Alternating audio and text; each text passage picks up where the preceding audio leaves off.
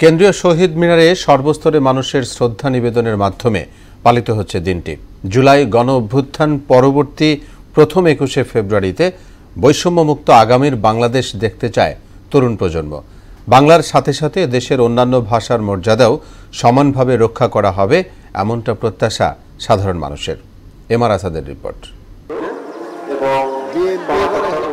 অমর ২১শে ফেব্রুয়ারি উপলক্ষে কেন্দ্রীয় শহীদ মিনার সংলগ্ন ঢাকা বিশ্ববিদ্যালয়ের সড়কগুলোতে আঁকা হয়েছে আলপনা। তখনও ভোরের আলো না ফুটলেও মানুষের পদচারণায় মুখর হয়ে ওঠে শহীদ মিনার এলাকা। অভিভাবকদের সঙ্গে শ্রদ্ধা নিবেদন করতে এসেছে শিশুরাও। বৈষম্য বিরোধী ছাত্র আন্দোলনের লং মার্চ টু ঢাকা কর্মসূচির ঘোষণাও আসে এই শহীদ মিনার থেকেই। তাই নতুন বাংলাদেশ নিয়ে তরুণদের প্রত্যাশার কেন্দ্রভূমিও যেন এখানেই। নতুন বাংলাদেশে নতুনভাবে উদযাপন করতে আসছে, অবশ্যই একটা নতুন অনুভূতি আছে। তো পরিবর্তিত পরিস্থিতিটা হচ্ছে আসলে আমাদের সমগ্র বাংলার, বাট বাংলা ভাষার জন্য পরিস্থিতিটা সবসময় সেম। বিগত বছরগুলোর মতন এই বছরও যথেষ্ট জনসমাগম ছিল এবং এখনো আছে। সামনে আরও অনেকগুলো ক্লাব থেকে, অনেকগুলো ইউনিভার্সিটি থেকে, স্কুল থেকে আসবে।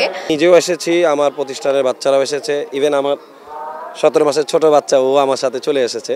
শুধু তরুণরাই নয়, সব প্রজন্মের বাংলাদেশের মানুষের চেতনার উৎসস্থল এই শহীদ মিনার। দেশের দুঃসময়ে সবসময় এভাবেই আলোর পথ দেখাবে ২১, এমনটাই মনে করেন তারা। দীর্ঘদিনের বঞ্চনা এবং অবরুদ্ধ গণতন্ত্র সেটি মুক্তি পাবে, স্বৈরাচারের নিপাত হয়েছে এবং এই গণতন্ত্রের মুক্তির ভিতর দিয়ে একটি নতুন বাংলাদেশ নির্মিত হবে। এই দেশের প্রত্যেকটা জাতি, প্রত্যেকটা ভাষা যেন হারিয়ে না যায়, সেটাই আমরা কামনা করি। পরিবেশটা অনেক অবাধ, সবার জন্য, সবাই স্বাধীন স্বতঃস্ফূর্ত, কারোর মধ্যে ভয় নাই, সবচেয়ে বড় জিনিস যেটা।